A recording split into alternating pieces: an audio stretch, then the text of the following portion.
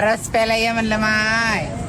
हा मोगराचा आवाज आता तुम्ही बऱ्याचदा ऐकला असेल. कोणीतरी तुम्हाला रील पाठवली असेल, विनोदानी म्हणा किंवा अनेक कोणत्या गोष्टींनी, किंवा खरंच रस प्यायला ये म्हणून तुम्हाला रील पाठवली असेल.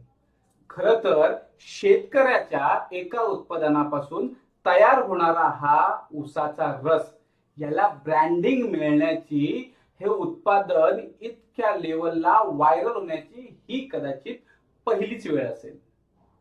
तुम्हाला काय वाटतं, या एका शब्दाला आज व्हायरल व्हायला लगेच व्हायरल झाले हे? नाही, तुम्ही त्यांचे व्हिडिओज पहा. हा एक शब्द त्यांनी अनेकदा उच्चारला आहे आणि त्यावेळेला कुठे आज जाऊन हा शब्द व्हायरल होतोय. त्यांच्यावरती एक गाणं आलेलं आहे आणि ते सुद्धा व्हायरल झालेलं आहे. त्यामुळे आपण जो प्रयत्न करतोय ना, त्या प्रयत्नामधून थांबायचं नाही. आज, उद्या, परवा कधी ना कधी आपण व्हायरल होऊ. आणि हो, रस प्यायला येणं माय. धन्यवाद.